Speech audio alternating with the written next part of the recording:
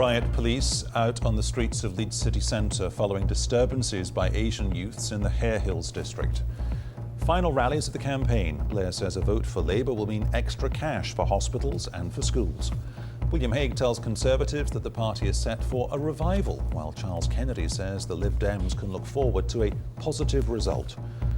And the Palestinian leader Yasser Arafat is branded a murderer and a pathological liar by the Israeli Prime Minister Ariel Sharon.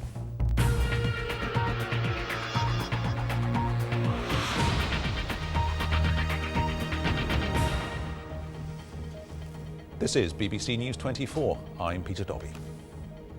Good evening. Riot police have been deployed on the streets of Leeds tonight after trouble in the Harehills area. Cars have been set alight and bricks thrown at police officers by a crowd of up to 200. After a 2-hour standoff, violence flared up again shortly after 10 o'clock when the police tried to clear the area. Trouble started just after 8 o'clock. A large crowd of around 100 people gathered on one main street in the Harehills area of Leeds. Cars were set alight and one shop was attacked. Police managed to restore some sort of calm, but at 10 o'clock the violence started again.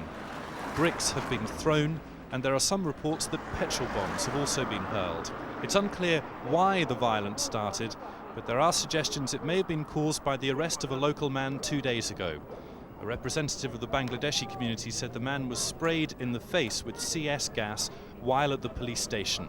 And there was meant to be a meeting tonight to discuss the community's concerns. This part of Leeds is a mixed-race area with no history of serious racial violence. But less than a week after riots in Oldham, another British city is tonight seeing trouble. Graham Satchell, BBC News.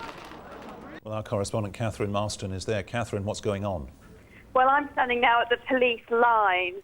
The violence appears to have subsided. It's difficult to know exactly what's going on because the police lines have not broken up. We still have, I would say, around 50 officers in full riot gear surrounding us and blocking off this main street in Leeds to, I guess, to try to curtail the violence, and certainly to lock it into one area. The streets are slightly quieter than they were. There's certainly not the missiles being thrown that we saw just a little while ago. But at this point, things seem to have calmed down, but it's very difficult to judge. How big an area have the police sealed off? It's one main street in the Harehills area of Leeds, which is just to the east of Leeds. And it's virtually the whole of that main street. It's a very residential area, many houses, many little side streets. It's difficult to predict just how many of the houses there are and places for people to live here. There's a tremendous number of flats and houses and very, very small streets. It's very built up, and this whole area is effectively closed down. The police are advising people not to be on the streets. They've been inviting people to go home or to remain in their vehicles and to try to keep away from this area. We understand, Catherine, the original trouble started about 8 o'clock. It then calmed down until about 10 o'clock. What changed, though? What happened at 10 o'clock? Well, I think it's fair to say that the mood here was always tense, and things did calm down. Things did appear to be getting, not back to normal, but certainly be getting some kind of normality. And then suddenly about 10 o'clock there was this second wave of violence. Now people here have been telling me that they feel very strongly that that was in retaliation to the number of police officers that are on the ground. I would estimate there's something like around 80 to 100 police officers in full riot gear. But I'm also told by people here on the streets that they believe many of the Asians that are involved in this are people from Oldham, that they believe have travelled here from Oldham to join in and to support some of the others. Now, as I say, the police have not substantiated that at all, but that's what local people are saying has happened, and that happened at the time when the violence appeared to erupt again. But as I say now, things look like they may be beginning to calm down. Catherine, I know you'll keep us fully up to date, but in the meantime, thanks very much. The main party leaders have addressed their last big rallies of the election campaign. Tony Blair described June the 7th as decision day for Britain and once again urged people to get out to the polling stations and vote. William Hague dismissed the opinion polls and predicted a Tory revival, while the Lib Dem leader Charles Kennedy told his supporters in London that the party could look forward to what he called a positive result. Arriving at tonight's Heart of England rally, William Hague framed by an unusual triumphal arch. It might provoke thoughts about digging a political hole, but he insists he's perfectly placed to build a better Britain. He told his audience they'd got Tony Blair rattled and a Conservative revival is on the way. For a man driven by spin, he spins off the tracks all too readily. And from the panicky tone of his voice today and the startled look in his eye, he is seriously rattled at the prospect of a Conservative revival. But is Mr Hague being overshadowed by a Conservative leader who still inspires adoration from true blue believers? Lady Thatcher was in her element in Essex today, symbolically clutching a British bulldog in her hand. But her appearance provided ammunition too for Tony Blair. And you know, I was reminded of how important this election is, not just in terms of policies or programmes and manifestos, but when I saw the leader of the Conservative Party out campaigning, and there was William Hague alongside her. And that is where the Conservative Party is still stuck back in that agenda of the 1980s. And if they ever got back to power again, they wouldn't be putting schools and hospitals first. They would be cutting £20 billion for our public services. And you're the Daily Mail photographer, aren't you? Mr Blair has tackled the press in recent days, saying he's frustrated that there's not enough focus on his schools and hospitals campaign.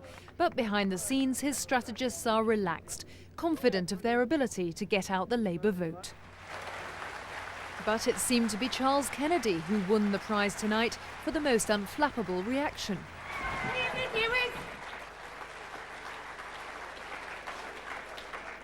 Come on, we're a Liberal party. We can put up with that kind of thing.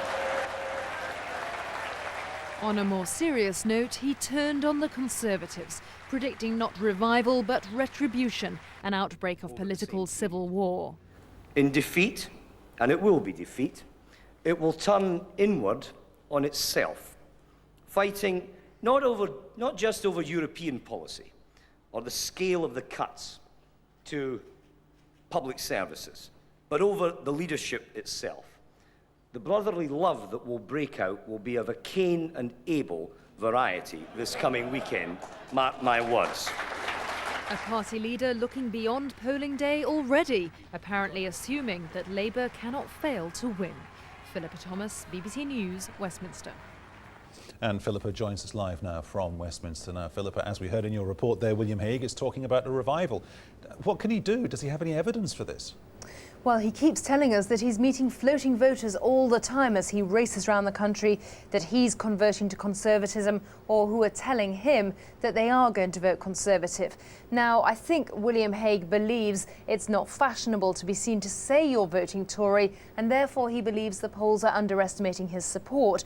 There may be something in that, because last time around, Peter, the polls did overestimate Labour and underestimate the Tories, but I have to say the opinion polls have never been so far wrong that they would have given Labour a double-figure lead, and yet we would have a Conservative victory. So he is still fighting against all the odds. Now, Charles Kennedy is predicting civil war within the Conservative Party, but one's tempted to say he would do that, wouldn't he, especially if he wants the Lib Dems to become the main opposition? Well, absolutely. It's in his interest to say that. A lot of the Lib Dem main target seats are currently held by the Conservatives. But I think Charles Kennedy is also trying to say, even if we don't get a lot more seats, which of course they want and perhaps expect, he's trying to say it's the quality of opposition as well as the quantity, promoting this idea that the Liberal Democrats can provide an ethical opposition whilst the Tories are squabbling among themselves. So that's the message he'll be putting out later today as well. Now, Tony Blair has told us to go out and use our vote for whichever political party we want to vote for.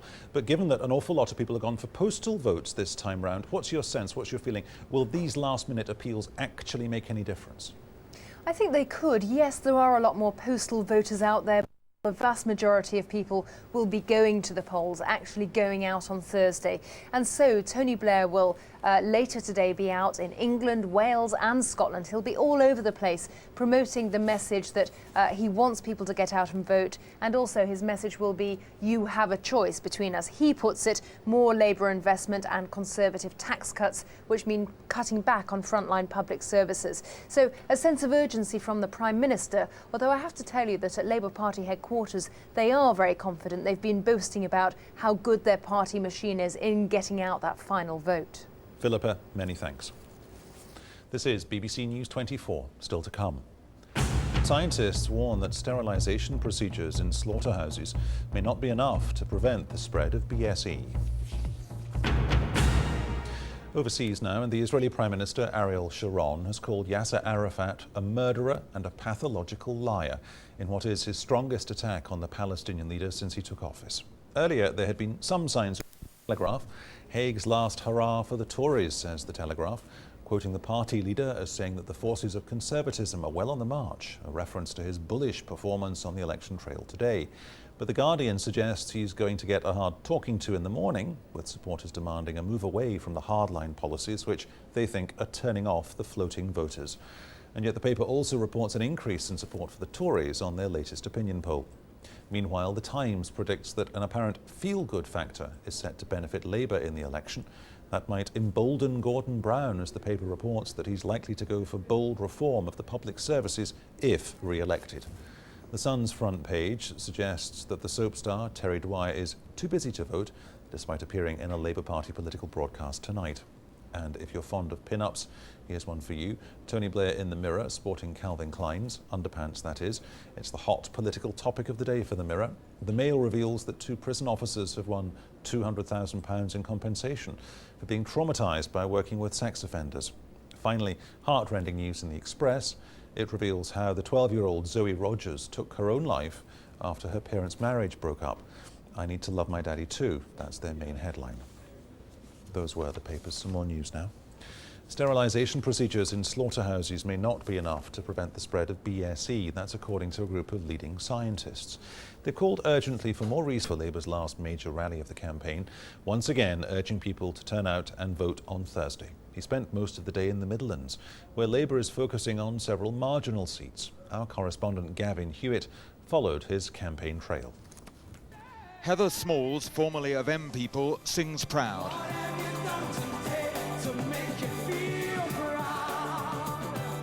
The final celebrity to strut for Labour at their last major campaign rally before polling day. Then 2 first-time voters, sisters, served as the warm-up act for Tony Blair. We're voting for schools and hospitals. We're voting for Labour.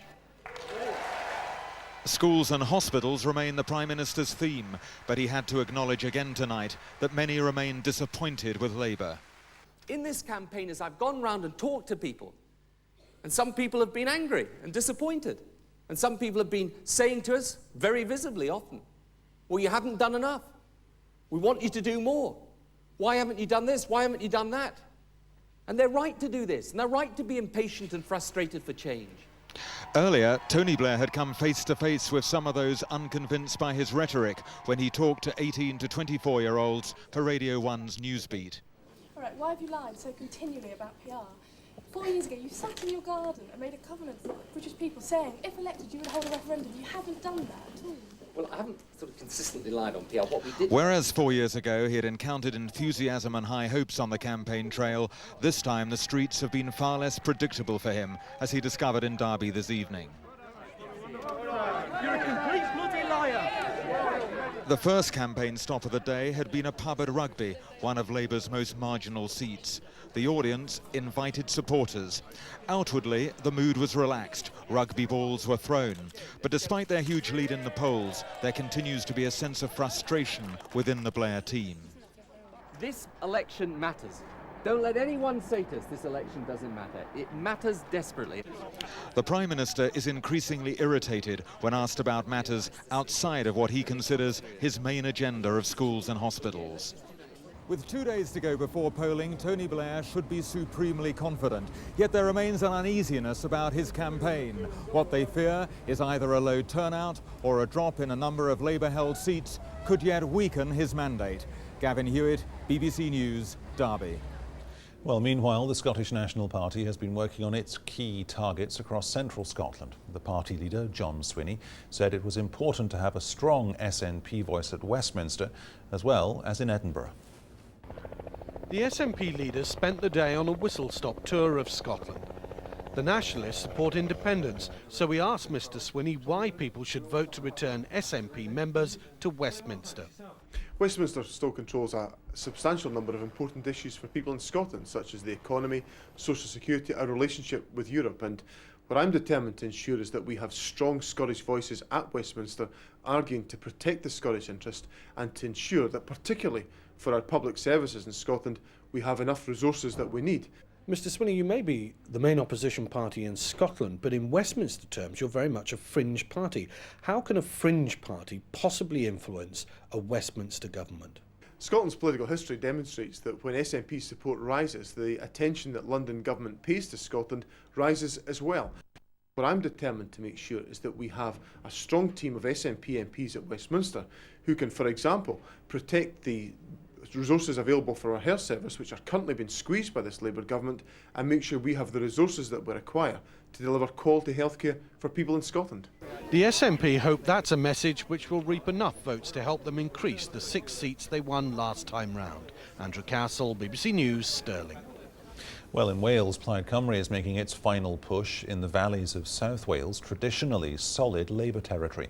The party leader, Ieuan Jones, has told BBC News that he's determined to repeat Plaid Cymru's success in those areas when the Welsh Assembly was set up 2 years ago. A morning raid deep into the heart of enemy territory. Plaid Cymru, the party of Wales.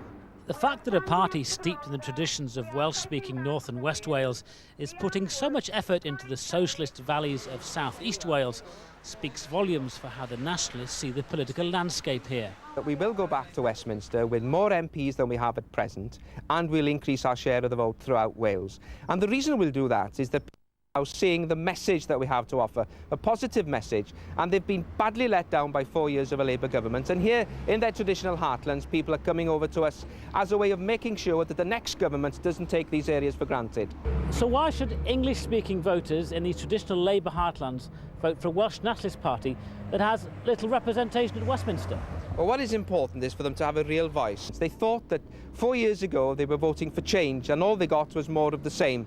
More of the same in terms of health, education and the economy here. So what they want is change. Thank you very much. Changing Labour's fiercely protected dominance of Welsh and Valleys politics won't be easy, but it's a tradition that Plaid Cymru intends to upset on Thursday. Wyre Davies, BBC News in the Rhondda. 1 minute before 2:15, these are the headlines. Riot police are on the streets of Leeds tonight following disturbances by youths in the Hare Hills area. With just one full day of campaigning to go, the party leaders have been holding their final rallies, urging people to go out and vote on the 7th of June. And the Palestinian leader Yasser Arafat has been branded a murderer and a pathological liar by the Israeli Prime Minister Ariel Sharon. And still to come, not on your Nelly, why the brakes are being put on a breeding programme for elephants. Now, environmental campaigners have warned that the closure of countryside